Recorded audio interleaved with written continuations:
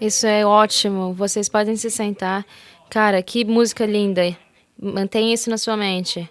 Você supera. Você mantenha na sua mente, enquanto nós falamos sobre isso no sermão de hoje, tentação, o sermão preferido de todas as pessoas aqui. Tô brincando.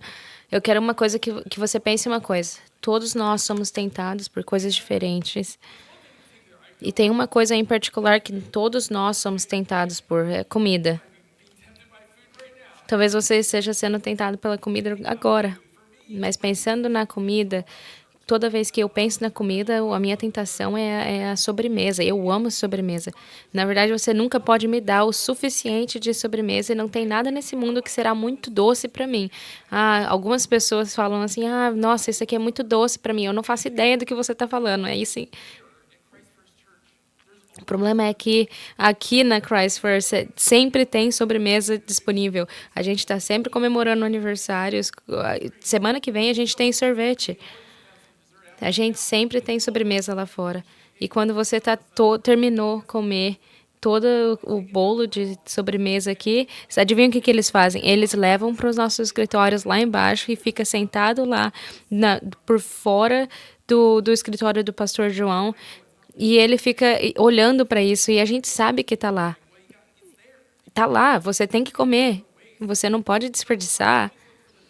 Então eu sempre procuro pelo pedaço com mais recheio, que é sempre o da lateral, que tem as flores no topo. As outras pessoas, eles geralmente pegam um pedaço de bolo, eles sempre deixam um resto de cobertura no prato, mas não, eu raspo o prato e pego toda essa cobertura. Mas eu nunca fui tão longe na minha vida com a sobremesa, porque quando eu era criança, a minha avó, ela tinha uma padaria em Nova York, em Buffalo.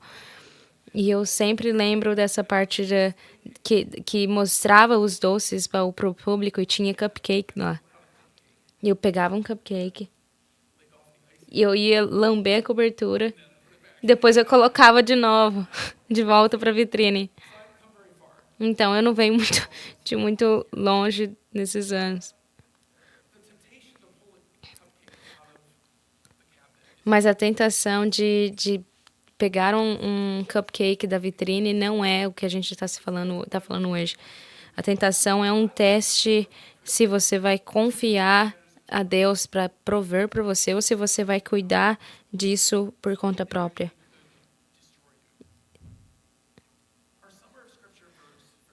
Nosso o versículo do verão das Escrituras é 1 Coríntios 10, 13.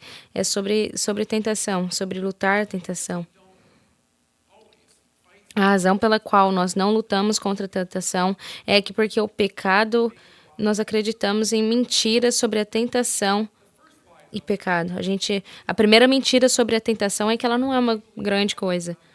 A gente não acredita que ela é uma coisa tão grande. A segunda mentira é o oposto disso, é que eu não posso fazer nada sobre isso. É muito, eu não consigo fazer nada sobre isso. Essas são as mentiras que nós acreditamos sobre a tentação. E todas as pessoas nesse ambiente aqui, sei que eles vão ter a tendência de acreditar em uma ou na outra. Quando a gente vai para o nosso versículo agora, de 1 Coríntios 10, 13, ele vai atacar todas essas mentiras. Porque, sim, é algo grande. E se você seguir esse caminho, ela vai te destruir. Mas você também pode fazer algo sobre isso. Você não está sem esperanças contra a tentação. Agora vamos aprender lendo o nosso versículo de hoje. 1 Coríntios 10, 13. O apóstolo Paulo está falando, e isso é o que ele fala. Não sobreveio a vocês tentação que não fosse comum aos homens. E Deus é fiel. Ele não permitirá que vocês sejam tentados além do que podem suportar. Mas quando forem tentados, ele mesmo lhe providenciará um escape para que possam suportar. Nenhuma tentação vos sobreveio que não seja comum ao homem. A tentação é uma experiência universal do ser humano. Mas porque a tentação é comum e acontece com a gente o tempo todo, é por isso que a gente pode cair na primeira mentira, que ceder à tentação não é uma coisa grande. Porque tá ao nosso redor, a gente vê a gente caindo em tentação e não é uma coisa grande, então não é um problema grande para mim também cair. Mas é um problema, porque a tentação te leva para o pecado e o pecado vai te destruir. Paulo, antes de entregar esse verso, ele nos entrega um exemplo dos israelitas. Quando eles estavam escapando da sua escravidão no Egito e indo à Terra Prometida, olha o que ele fala no versículo 6. Essas coisas ocorrem como exemplos para nós, para que nós cobicemos coisas más como eles fizeram. Não sejam idólatras.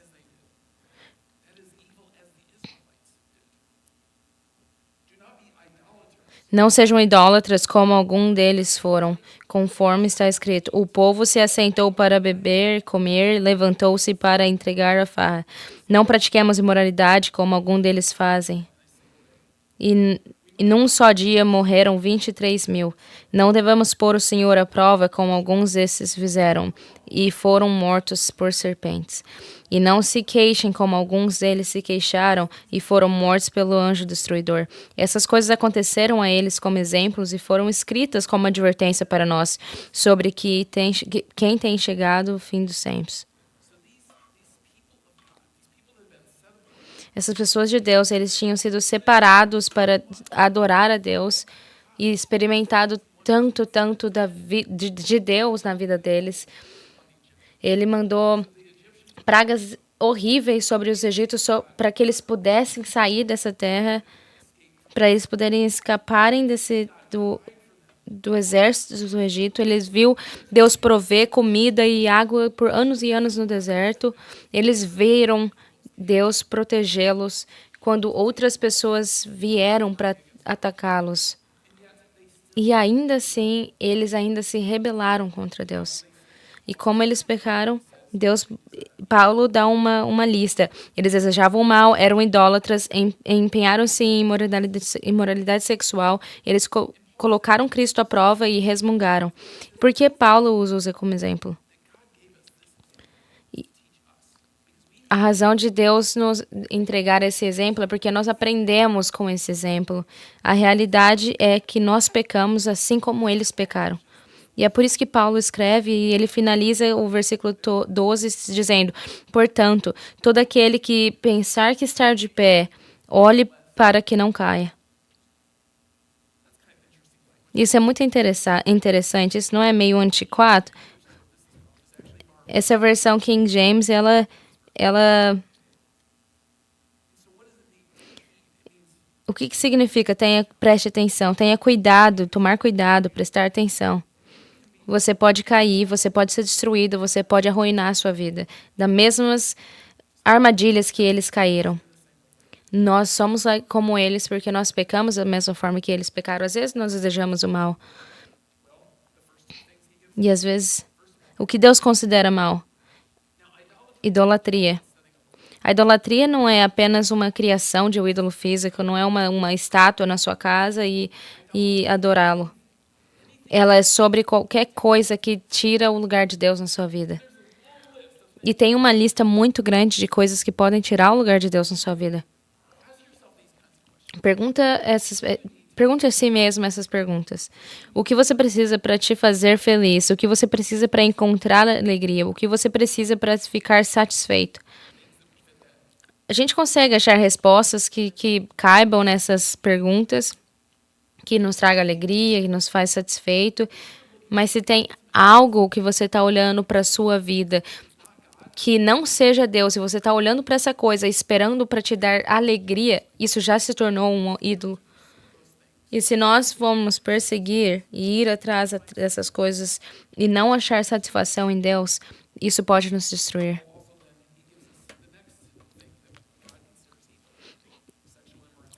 Paulo também oferece a segunda coisa que Deus considera horrível: imoralidade sexual.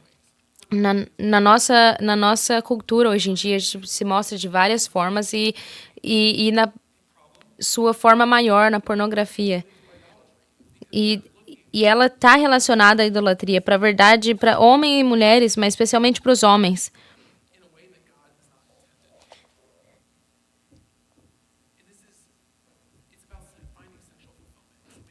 Você está procurando satisfação sexual para algo que não te pertence. E nesse momento você não está só olhando no adultério agora, você não está só olhando em alguém, mas você está engajando em um relacionamento com alguém. Então, esse é o problema. Se você está casado e íntimo com uma pessoa além do seu cônjuge ou solteiro e tem intimidade sexual com alguém que não tem comprometimento pelo meio do casamento, pode ser um adultério emocional, onde você tem uma vontade muito profunda de uma conexão emocional, mas o que que acontece quando você não recebe do seu esposo ou esposa essa relação emocional que você precisa, essa afeição? Mas e se você for solteiro? Você pode começar a procurar em outros lugares. Você pode até começar a procurar no mundo de fantasias, ou seja, isso lendo ou algum tipo de romance, ou assistindo shows que te mostram isso, programas que te mostram isso. E quando você lê esses livros e vê esses programas, esse sentimento em você cresce de que você quer mais e você deseja esse tipo de afeição. E você começa a um ponto que você começa a viver nesse mundo de fantasia, e esse mundo de fantasia começa a te satisfazer de certa forma.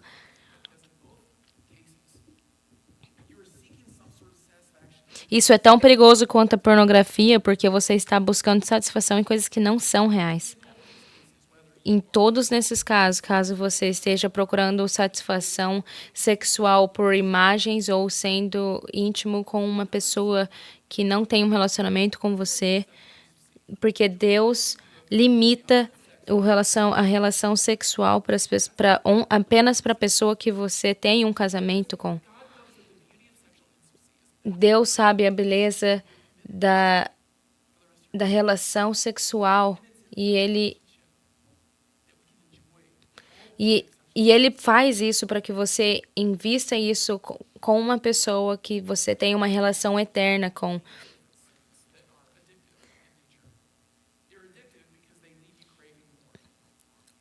A imoralidade sexual, ela tem uma raiz de vício, porque você nunca está satisfeito, você sempre está alto e você sempre quer mais. Tem uma alta de dopamina e você sempre quer mais e você não está satisfeito quando você para de ter isso. E quando nós nos encontramos viciados em algo, isso pode dominar nossas vidas e nos destruir. Os últimos pecados que Paulo fala sobre os israelitas é que Deus está colocando, que eles estão colocando Deus à prova. Eles colocaram Cristo à prova porque eles estavam murmurando, eles tinham dúvida que Deus estaria ali por eles, eles estavam com medo de que eles queriam mais, porque Deus estava provendo comida e água para eles, eles queriam mais. E depois começou a gente coloca Deus dessa mesma forma em teste. A gente duvida que Deus tem algo pra gente. A gente pensa que Deus não está entregando pra gente o que a gente mais quer, então a gente toma as decisões por nós mesmos. Nós não estamos satisfeitos porque o que ele está nos dando e nós queremos mais. A gente fala de vícios e pecados de vícios, então a gente fala de álcool, a gente fala de pornografia.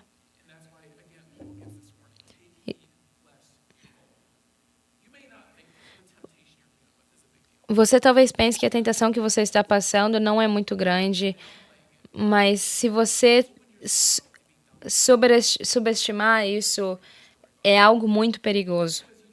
Só porque você não se sente convencido por esse pecado ainda, não significa que não é errado.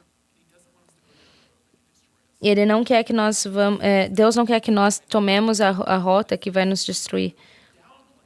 Ao invés de subestimar a tentação que está na nossa vida, a gente acha que a gente é maior do que essa tentação. Não tem mais perigo pra gente. Então, talvez você não seja nenhum vício. Talvez você não tenha nenhum vício. Talvez você não tenha nada na sua vida que alguém apontaria o dedo e falaria, esse é um problema. Mas, ao mesmo tempo, talvez tenha algo na sua vida que você está olhando para para essa coisa, para te trazer significado. E é isso que a gente fala de idolatria. Poderia ser o dinheiro, o poder, o desejo de influência, o desejo de controlar o seu ambiente, controlar outras pessoas.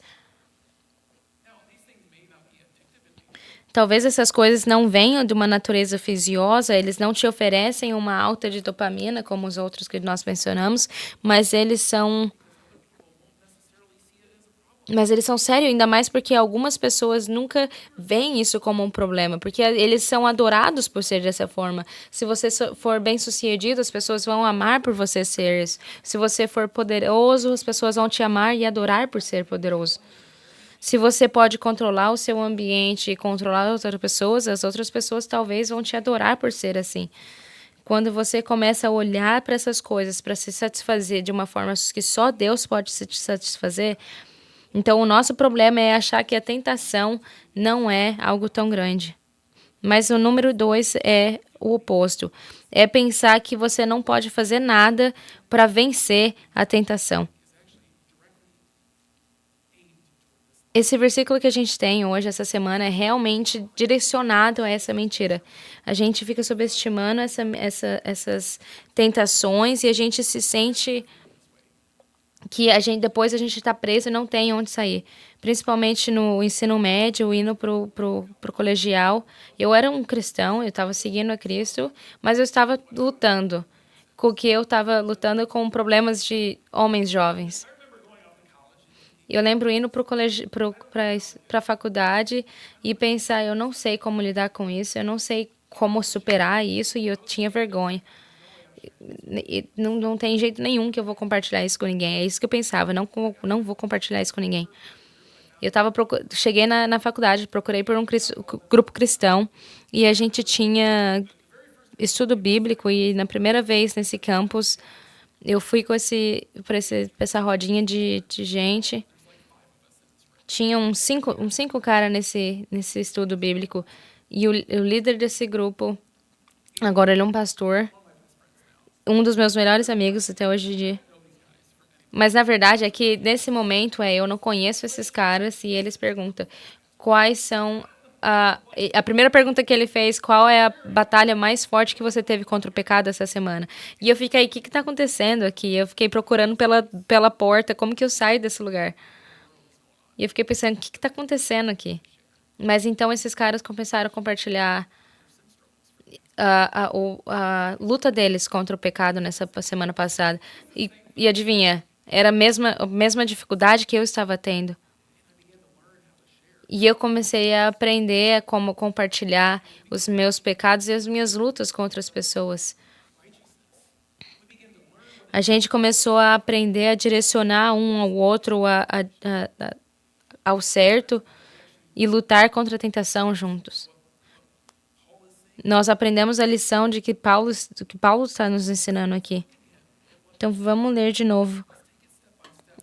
Carregar passo a passo e entender qual que é o caminho para vencer a tentação. Ele começa falando porque Deus é fiel e não permitirá que vocês sejam tentados além do que suportar. Ele quer te ajudar. E como ele vai te ajudar? Olha, tem uma promessa aqui. A próxima afirmação que ele fala, ele não vai permitir você seja tentado além do seu poder de suportar.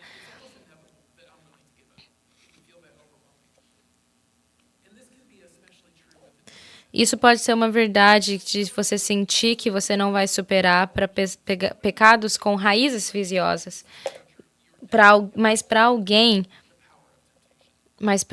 que vive com Cristo, você nunca superou a capacidade de ser tentado ou a capacidade de pecar. Você ainda, sim, consegue. Nós somos responsáveis por nossos pecados. É muito fácil passar a responsabilidade dos nossos pecados, mas você é o único responsável por seus pecados e nós somos responsáveis pelos nossos pecados. Nós escolhemos, são nossas responsabilidades. Mas fala que não seremos tentados além da nossa possibilidade de aguentar. Então significa que existe tentação fora da nossa capacidade de resistir. Então, são níveis de tentação. Então, a gente entende isso. Então, você sabe que existem tentações pequenas que não são coisas grandes. Você consegue se controlar. Mas existem outras tentações que você não consegue lidar. E nós precisamos aprender a confiar a Deus as nossas tentações pequenas para construir as nossas forças para quando nós enfrentarmos uma tentação maior. E quando você vê essa tentação pequena, você vai se sentir que se você falhar ali, você vai se sentir muito fraco para resistir a maior. E agora a promessa. Juntamente com a tentação, ele proverá livramento para que vocês possam suportar. Então, ele promete nos entregar uma via para escape. Talvez a rota para o escape ela seja colocar limites para essa tentação. Talvez você vai escapar longe da tentação.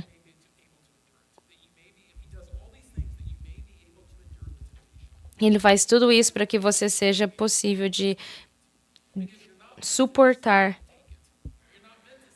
Você não está suposto para sentar, você não é feito para sentar do lado de algo que está te tentando muito e já só superar isso. Se você está na presença da tentação, você vai acabar caindo, mas você tem que procurar uma saída, um escape.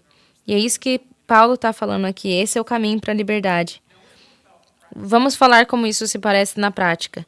Como encontramos o caminho de fuga e encontramos superar a tentação para não pecar. Vamos falar em termos de pornografia. A maneira de escapar da pornografia é muito antes de se encontrar olhando para algo sexualmente estimulante. Você coloca barreiras em lugares antes de você chegar naquele ponto. Em que outros momentos, você tem que ficar pensando em que outros momentos eu vou ser tentado dessa forma. Você tem que escolher não ir a alguns lugares, não assistir a alguns programas que você sabe que vai conter conteúdo sexual. Você vai deletar alguns aplicativos, algumas... Talvez você vai escolher um sistema que te proíba de acessar esses sites, mas pense agora no adultério. A maneira de escapar do adultério não é quando você está na sala com uma outra pessoa. Esse não é o momento de você pensar sobre escapar à tentação de adultério. Você tem que fugir de todas as formas que vão te tirar de chegar em um ambiente que vai te propor o risco de uma tentação. Você não pode permitir criar Você não pode criar relacionamentos emocionais que levarão. Você trata as pessoas de forma profissional, você trata as pessoas com uma forma respeitosa, mas você não engaja em relações emocionais com outras pessoas. Porque relacionamentos emocionais com uma pessoa que não é o seu esposo ou esposa vão te levar para um relacionamento físico. Mas a forma de evitar o pecado é você nunca ser exposto a ele. Então, para vocês, um pouco de álcool, para algum de vocês, um pouco de álcool pode ser demais, um pouco de jogo de azar pode ser demais. Ninguém precisa de álcool ou jogos de azar. Mas se eles estão dominando a sua vida e começando a impactar pessoas ao seu redor, cortes. Você não precisa disso. Jogos de azar têm se tornado algo tão grande com as pessoas jovens hoje em dia. Mas você não precisa disso. Não tem nada sobre isso que você precisa. Então, só corta isso de forma direta, extrema. Então, se você sabe que isso está se tornando um problema, procure ajuda pelas pessoas ao seu redor, procure ajuda de profissionais. Deixa eu falar sobre as últimas duas coisas que Paulo fala. Qual é a forma de escapar do fato de descontentamento? É muito difícil, é muito difícil.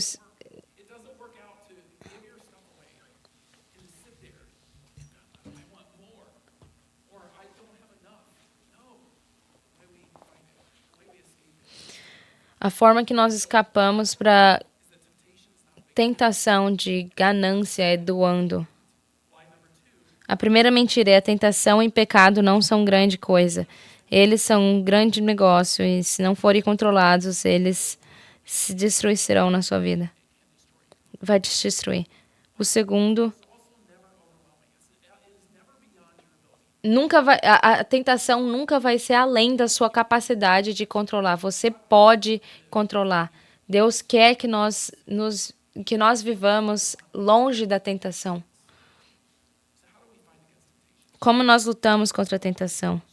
Tem muitos versos sobre como lutar contra 1 Coríntios 6:18. Fujam da moralidade sexual. Todos os outros pecados que alguém comete fora do corpo os comete, mas quem peca sexualmente peca contra o seu próprio corpo. O segundo é Gálatas 5:16, 17. Por isso digo, vivam pelo Espírito e de modo nenhum satisfarão os desejos da carne.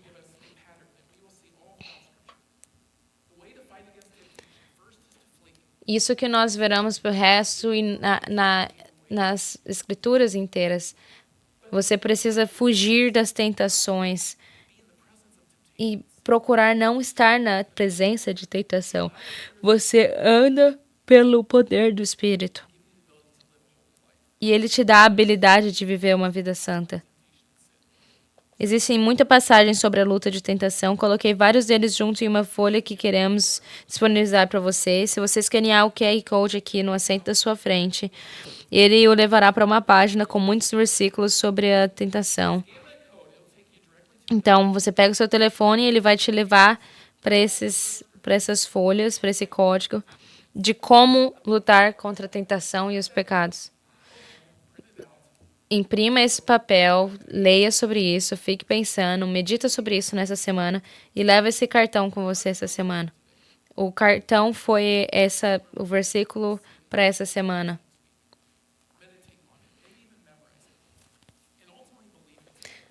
Medite sobre isso, memorize isso e, ultimamente,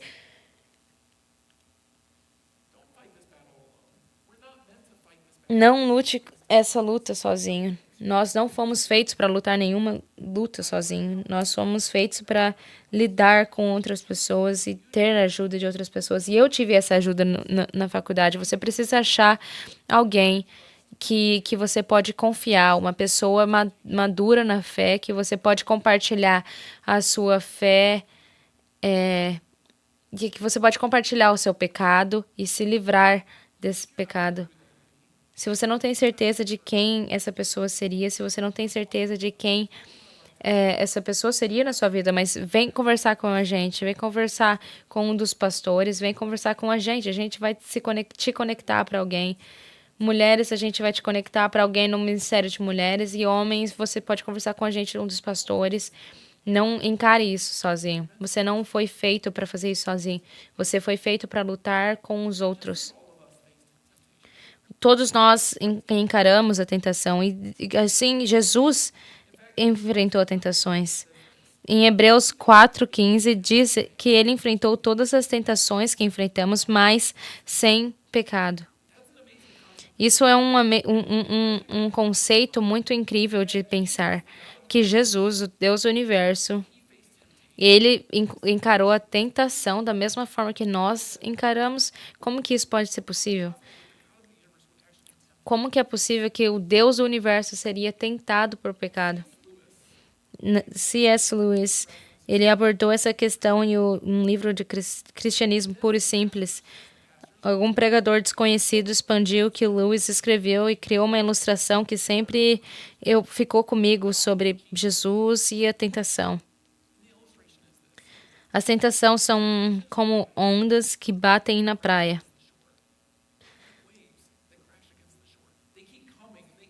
Eles são como ondas e eles continuam vindo, eles continuam vindo e vindo. E eles nunca terminam. Certamente pode parecer assim pra gente, que você está sendo tentado. Nós somos como seixos nas ondas. As ondas vêm e nos empurram, nós nos movemos facilmente. As tentações podem ser assim, a gente nunca fica firme, a gente sempre é afetado pela tentação. Nós somos como seixos nas ondas, mas Jesus não é como a gente. Jesus não é uma pedra na praia, ele é como uma rocha. As ondas quebram contra ele, mas ele nunca se move. Ele nunca move, ele é uma rocha. Agora pensa que qual qual desses está sentindo a força total da tentação? A pedrinha ou a rocha? A pedra, ela move, ela não consegue se segurar e ela perde estabilidade. E nós somos assim, nós sentimos a força da tentação vindo, nós sentimos ela por um momento e a gente se move muito e a gente peca. Mas Jesus, ele sente a força completa da tentação. Mas ele nunca mexe. O ponto é esse. Jesus suportou todas as ondas de tentação e nunca cedeu. Ele nunca mexeu e ele nunca desistiu. E isso existe esperança pra gente, porque quando você entrega a sua vida para Jesus, você está conectado com ele. O Espírito de Jesus vem morar dentro de você e fortalecê-lo. Quando você confia a ele, a força dele se torna a sua força. Jesus viveu uma vida sem pecado, nos mostra uma maneira de viver uma vida sem pecado. E quando nós confiamos nossas vidas a Ele, seguimos e temos uma chance. Nós temos uma chance de resistir à tentação como uma rocha que não se move. Deus é fiel. Ele quer te libertar do pecado e da tentação. Ele quer te fornecer uma saída para a tentação. E Ele quer que você experimente uma plenitude de vida nele. Deixa eu orar. Pai, nós somos muito gratos pelo presente do seu Filho Jesus.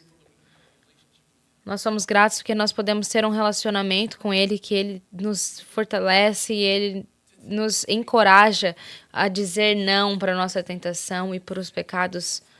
E ao invés disso, nós encontramos satisfação em Ti. Nos ajude a lutar contra isso, nos dê força e levar os caminhos e tomar os caminhos de escape contra os pecados.